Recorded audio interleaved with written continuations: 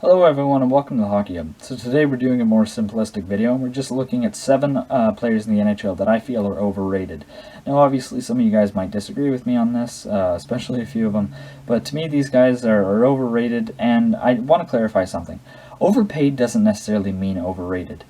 We see this with examples like Jonathan Toews. Toews is probably overpaid, but I don't think he's overrated. I still think Toews is a very good number 1 centerman.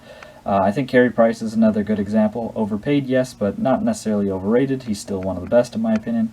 So we're just looking at strictly overrated. The contracts do not matter here.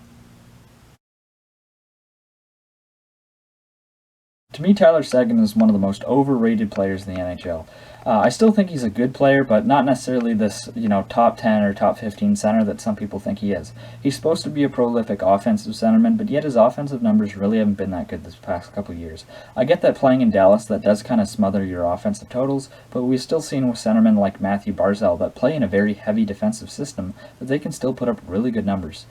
Seguin really wasn't that useful or effective in their Stanley Cup final run. I get that he was injured and that definitely affected his game, but, amazing top-end players still find a way to break through. We've seen that with guys like Patrice Bergeron that have played through a lot of injuries, and Seguin simply wasn't able to. And maybe, if he looked like himself from a couple years ago, maybe Dallas could have been able to pull off the upset against Tampa Bay and win the Stanley Cup.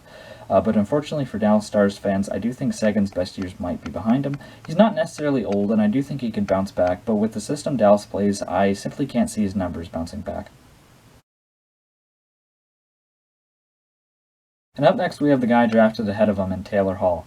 Now, Taylor Hall just got a pretty big one-year deal from the Buffalo Sabres. $8 million, seems kind of a steep price to pay for a guy whose offensive numbers really haven't been that great since his Hart Trophy year. I think that Hart Trophy really does kind of make Taylor Hall overrated. He did have that one fantastic year, and I understood why he won. I still think it should have gone to Nathan MacKinnon personally, but I don't think Taylor Hall was necessarily a bad choice.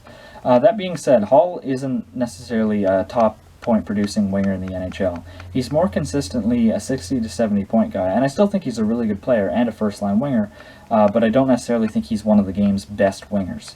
So I do think Taylor Hall gets overrated a lot, and I think he's going to probably get even more overrated this season after playing with Jack Eichel and likely putting up very good offensive numbers as a result of playing on Eichel's wing.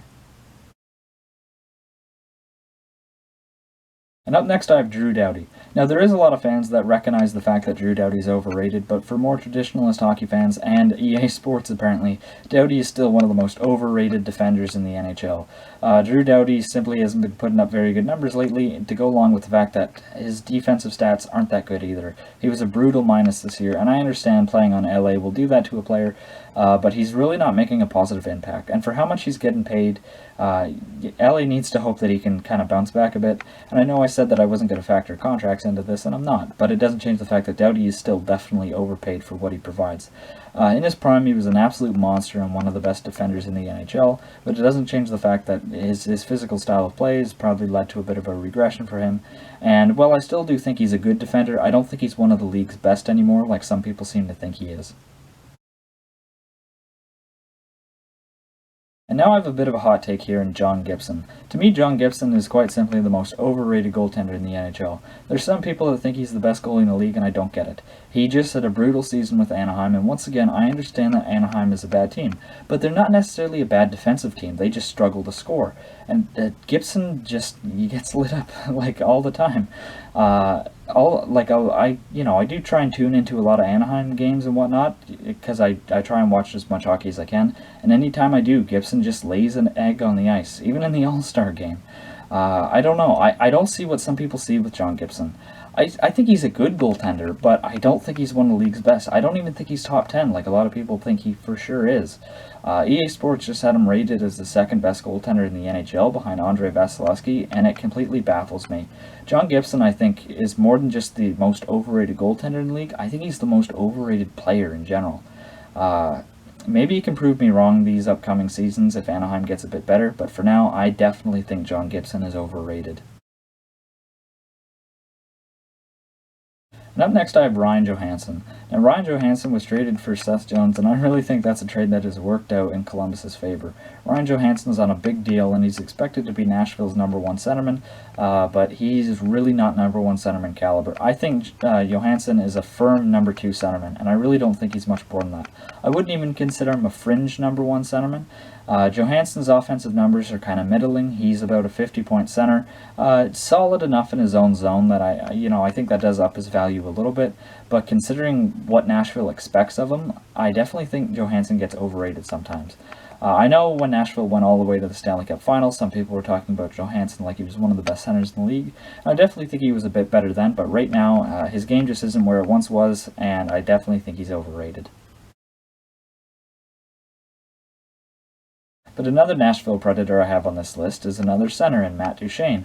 Duchene has been one of the more overrated players in the league for the past couple of years.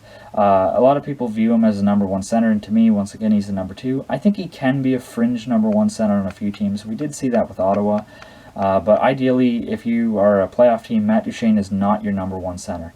Now, considering how much they're paying him, Nashville kind of expects him to be that role, which they also expect from Johansen, so I think that's part of the reason why Nashville is kind of on a downhill trend. But Duchene is a good player, good offensive player, but not a number one centerman like some people think he is.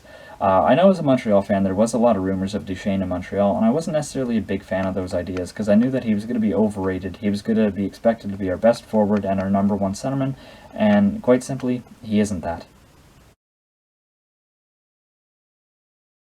And the last overrated player I have on this list is Erik Karlsson. Now, Karlsson's reputation precedes him at this point. 3 or 4 years ago, he was by far and away the best defender in the NHL. He dragged Ottawa to the Eastern Conference Final, and he was simply sensational. But injuries have really taken a toll on his game. That Achilles injury he suffered, and just having to have part of his ankle removed, you can tell his skating is not where it once was, and that seriously hurt his game. He still puts up good offensive numbers. I know the goal scoring totals have been down a bit for Karlsson, but I think that's just due to uncharacteristically low shooting percentage. But the fact of the matter is that Karlsson's defensive game has really taken a hit, and that's what made him so good in his prime, that he was so good both defensively and offensively. But considering the role that San Jose is asking of him to be one of the best defenders in the NHL, I'm not sure if Karlsson is a top 10 defenseman anymore. He's definitely getting paid like it, and he definitely gets rated like it, and that's why I think he's overrated. I don't think he's one of the league's best at this point. Maybe he can bounce back, but for right now, I don't see it. Injuries have really taken a toll on Karlsson, and I feel bad because I really do like Erik Karlsson. I think he was a great player and is a great person, and I hope he can bounce back, but with those injuries, I just can't see it, and some fans still think that he's the Erik Karlsson in Ottawa, and that's what leads to him being overrated. But that does it for today's video. I appreciate you guys watching till the end. Please leave a like, comment, and subscribe. If you disagree with any of these, feel free to let me know. Just no reason to be rude about it, and I will see you guys later. Bye for now.